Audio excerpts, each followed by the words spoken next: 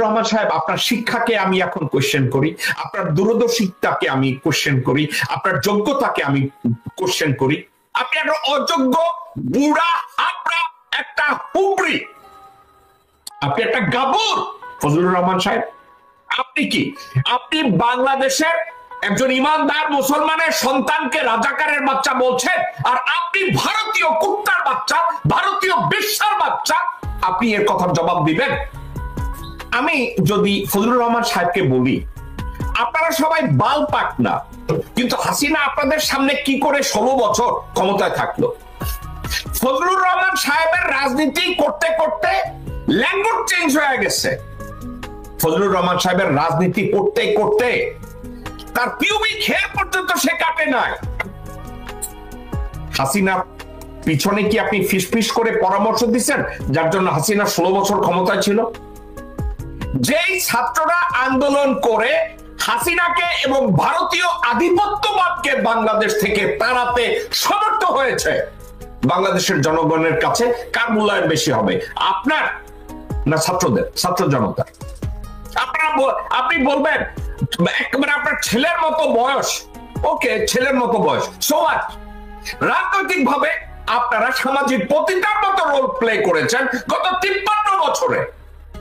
আজকের যদি ছাত্রদের ভিতরে যোগ্যতা নিয়ে, দূরদর্শিতা নিয়ে, তারপরে রাজনৈতিক প্রজ্ঞা নিয়ে, দেশপ্রেম নিয়ে সামনে এসে আপনার চেয়ে বেশি ভূমিকা পালন করে, সেক্ষেত্রে আপনি ফজলুর রহমান ঈর্ষান্বিত হয়ে এভাবে কোটা দিয়ে আপনি কথা বলে তাদের কাছ থেকে সম্মান পেতে চান?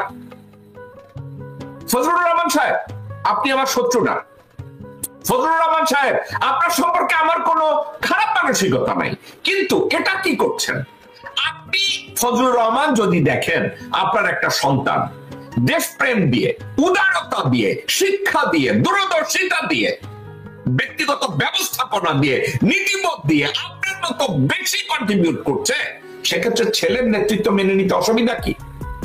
আপনি ওখানে বসে এমন একটা ভাব করেন যে আপনি বাংলাদেশের রাজনৈতিক সক্রেটিস নাকি অ্যারিস্টটল, যে আপনার চেয়ে ভালো কেউ জানে না। এসব আকলামি কোথায় পাইছেন আপনি? কয়েকদিন আগে শামসুজ্জামান দুদুর কষ্ট হয়েছে, আজহারের ওখানে, মিজানুর রহমান আজহারের ওখানে মাহফিলে এত লোকজন কেন যায়? তো এখন আমরা সবাই শামসুজ্জামান দুদুর সমালোচনা করেছি, এখন ফজলুর রহমানও মিজানুর রহমান আজহারের দিকে তাকাইছে। সমস্যাটা কোন জায়গায়? এক জায়গায়, ওর ওখানে সারা রাত্র বসে লোকজন ইসলামের কথা শুনে, রাজনীতির কথা শুনে, আলাপ আলোচনা শুনে বায়াত নেয়। আমি ফজলুর রহমান মিটিং দিলে 5 জন আসে না, সারা রাত বসা তো দূরে থাক, আমার বক্তব্য শোনার জন্য আধা ঘন্টাও থাকে না। এবং আরো একটা কথা, বাংলাদেশের রাজনীতিতে এটা কেমন সংলাপ যে এখন আপনারা রাজনীতিতে যখন আপনারা দেউলিয়া, সেক্ষেত্রে ইসলাম নিয়ে কেউ যদি ওয়াজ মাহফিল করে, সেক্ষেত্রে যদি ইসলাম কোরআন শিক্ষা দেয়, তাফসির মাহফিল করে, এখানে আপনার অসুবিধা কি ফজলুর রহমান সাহেব? আপনি কি বাংলাদেশে ইসলাম সম্পর্কে কোনোদিন 10টা মানুষকে বসিয়ে আপনি কারোর কাছে কথা শুনিয়েছেন? শুনেন নাই। আপনার কথা কেউ শুনেছে? শুনে নাই। আপনি বলেছেন পৃথিবীর কোন প্রান্তে এ ধরনের ওয়াজ মাহফিল হয় সারা রাত মাইক লাগিয়ে? কোথায় হয়? সাউথ আফ্রিকায় হয়। কোথায় হয়?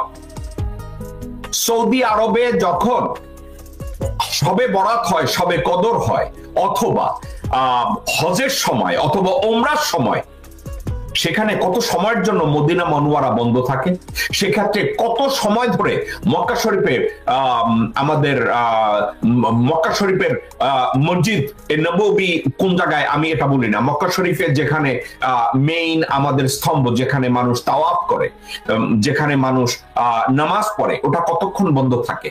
ওখানে কন্টিনিউয়াসলি ইবাদত বন্দেগী চলতে থাকে। আপনি একটা উদাহরণ দিয়েছেন। আপনি মুসলিম ব্রাদারহুডের জলসা সম্পর্কে আপনার কি ধারণা আছে শামসুর রহমান সাহেব? আপনি টিউনিশিয়ার মুসলিম ইসলামিক জলসা নিয়ে আপনার কি ধারণা আছে? সেনেগালের মুসলিম জলসা নিয়ে আপনার কি ধারণা আছে? কোন ধারণা আছে? আপনার আজকে পিক করতে হলো মিজানুর রহমান আজহারের ওখানে কে বাধা দিছে আর কে বাধা দেয় নাই? একটা কারণে বাধা দেয়। আপনার মতো হারামজাদারা ইসলাম থেকে মুসলমানদেরকে দূরে সরাতে চান। আপনারা তো বদমাইশরা আধুনিকতার নাম দিয়ে মুসলমানকে একটা খারাপ, মুসলমানদেরকে একটা খারাপ নাম দিতে চান, কবিতা লিখতে চান, গদ্য লিখতে চান, আপনার মতো হারামজাদারা। ফজলুর রহমান সাহেব, আপনাকে আমি গালি কেন দেব? দেওয়ার তো দরকার নাই। আপনাকে তো আমি ভদ্র ভাষায় আপনাকে বলতে পারি যে আপনাদের এই চরিত্রগুলো বদল করো। মিজানুর রহমান আজাহারি আপনাদের কোনো প্রতিদ্বন্দ্বী না। মিজানুর রহমান আজহারি তাফসীর করে, আপনারা সমান ব্যবসা করেছেন আল্লামা দেওয়ার হোসেন সাইদিকে নিয়ে, আপনারা সমান ব্যবসা করেছেন আলেম ওলামাদেরকে নিয়ে, আপনারা সমান ব্যবসা করেছেন ইসলামের পক্ষে যারা দাঁড়িয়েছে তাদের বিরুদ্ধে। আপনার মতো হারামজাদারা মানুষদের অনুভূতিকে কখন বুঝবেন? আপনারা রাজনৈতিক বক্তব্য দিলে আপনাদের কথা কেউ শুনতে জানে, এর কারণ কি জানেন? আপনারা জনগণের পালস পড়তে পারেন না। আপনারা জনগণের আশা আকাঙ্ক্ষার যে স্পৃহা, যে আবেগ, এটা আপনারা বুঝতে পারেন না। আপনারা রাজনীতি করেন নিজেদের স্বার্থে, বুঝে অথবা না বুঝে। আমি বলবো না আপনি নিজেদের স্বার্থে বলতে আপনি ঘুষ খেয়েছেন, আমি এটা বলছি না, কিন্তু আপনি কতবার ইসলামের বিরুদ্ধে কথা বলে এভাবে বিষোদাগার করতে চাচ্ছেন? আপনি কে কথা বলার ফজলুর রহমান সাহেব যে মিজানুর রহমান আজহারি হেলিকপ্টারে যাবে না গাড়িতে যাবে? পয়সা কি আপনি দিচ্ছেন? আপনারা যখন রাজনৈতিক হরতাল দেন, লক্ষ লক্ষ কোটি কোটি টাকা খরচ করে লোকজনদেরকে ঢাকায় এনে হাজির করেন, ময়মনসিংহে হাজির করেন, প্রত্যেকটা বিভাগীয় শহরে হাজির করেন, ওই টাকা কোথা থেকে আসে? ফজলুর রহমান সাহেব, আপনি হঠাৎ করে মিজানুর রহমান আজহারিকে আপনার খারাপ বলতে হলো, কে বাধা দিচ্ছে এটা নিয়ে কথা বলতে হলো? Where did you get this sentiment? শুধু ফজলুর রহমান না, বাংলাদেশে যারা রাজনীতি করেন, বিএনপি রাজনীতি করেন, জামাতের রাজনীতি করেন, অথবা অন্য দলীয় রাজনীতি করেন, আপনাদেরকে আমি একটা কথা বলি, আপনারা যারা রাজনীতির নামে বেশ্যাবৃত্তি করেন, আল্লাহর ওয়াস্তে আমার এই কথাটা মনোযোগ দিয়ে শুনেন। কথাটা কি? রাজনীতি, আপনি যদি সঠিক রাজনীতি করেন, আপনার বিগিনিং কোথায় জানেন? জনগণের পালস আপনাকে বুঝতে হবে। ফজলুর রহমান সাহেব, মিজানুর রহমান আজহারির ওখানে লক্ষ লক্ষ লোক ওয়াজ শুনতে যায়, কেন জানেন? তিনি একজন ইসলামিক ভালো বক্তা। উনি কোরআন মজিদ সম্পর্কে, হাদিস সম্পর্কে উনি আপনার আমার চেয়ে ভালো জানে। এখন উনি যদি আপনার আমার চেয়ে ভালো জানে, তার ভিতরে মিজানুর রহমান আজহারির আরো একটা গুণ আছে, সেটা কি জানেন? উনি জনগণের পালস বুঝে, ওনার অডিয়েন্স যারা, তাদের পালসকে উনি ফিল করে, ওনার আবেগের সাথে তাদেরকে মিলিয়ে নেয়। তারপরে উনি ওখানে সারা রাত বসে গজল গান না, তাফসীর করেন না, কোন সাবজেক্ট নিয়ে কথা বলেন, জনগণ মন দিয়ে, আবেগ দিয়ে তার জন্য ওটা শুনে।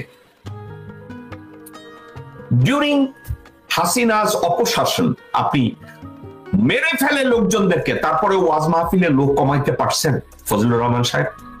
বিভিন্ন জলসায় আওয়ামী লীগের কুত্তার বাচ্চারা গিয়ে জলসা বন্ধ করার চেষ্টা করছে, ইদানিং আবার বিএনপিও শুরু করেছে। কোন জলসা বন্ধ করতে পারছেন বাংলাদেশে? পারেন নাই। আপনারা কি এটা কখনো চিন্তা করেছেন আমরা বিএনপি, আমরা ধর্ম নিরপেক্ষতার দোহাই দিয়ে ইসলামের বিরোধিতা করব না? নাকি আপনারা ভারতের গু খেয়েছেন যে ইসলামকে আবার এখানে অপদস্থ করতে হবে, ছোট করতে হবে?